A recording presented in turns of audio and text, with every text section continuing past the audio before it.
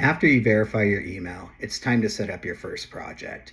The first thing you can do is choose between theme colors. Do you want a dark theme or a light theme? It's really up to your preference. Now you can put in your project name. This is either going to be your company name or the brand or URL you want to track. Once you put in your project name and URL, you can choose, are you an e-commerce business or a standard business? Afterwards, you'll move on to the next page. This is where you're going to start putting in different information about your brand.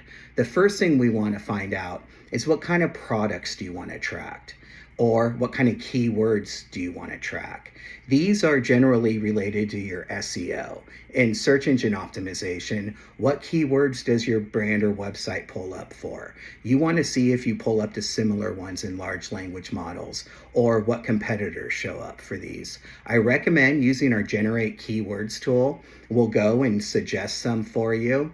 You might like what you find and I'd go ahead and keep them, or you can keep them and edit them and fine tune them so it's a little bit more in line to the keywords you want to be looking for or the products you want to track.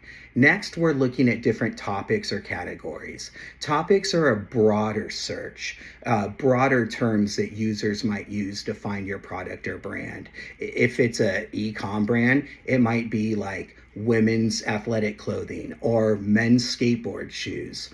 This would go under a topic or a category. Again, use our tool to generate some topics for you. If you like what we have or it's even close, go ahead and save it. And then if you want, you can go back and make edits to it so that it's in line with your brand. Now, topics you'll be able to pull up individual reports for, so you can see how your brand performs with these topics and how your competition performs with these topics.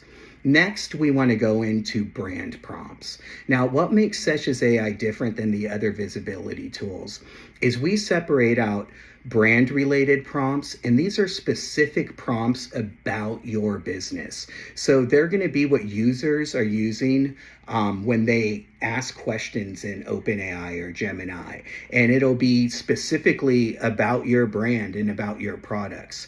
We use these prompts so we can find out what type of sentiment and tone large language models are using when they're talking about your brand. Next, we're going to go into competitor prompts. These are different than brand prompts because we're not going to mention your brand in these prompts. We're actually going to mention your industry and try to pull leaderboard reports. These types of prompts will be what a user will be looking for when he's trying to find out about general products or services that you offer, but not your brand specifically. I recommend using the Suggest Prompts tool. It'll pull up some ideas for you. We might get close. We might get it right on the first try, but if we get close, go ahead and save them and then edit them. On your free report, you're allowed 3 brand prompts and you're also allowed 3 leaderboard prompts. And these are going to be general so we can get a decent idea of what your overall visibility and presence is. Next, you can go on and review your project. If you want more prompts and more keywords right off the bat, I recommend upgrading your plan. We offer different plans that you can purchase monthly or that you can even purchase annually.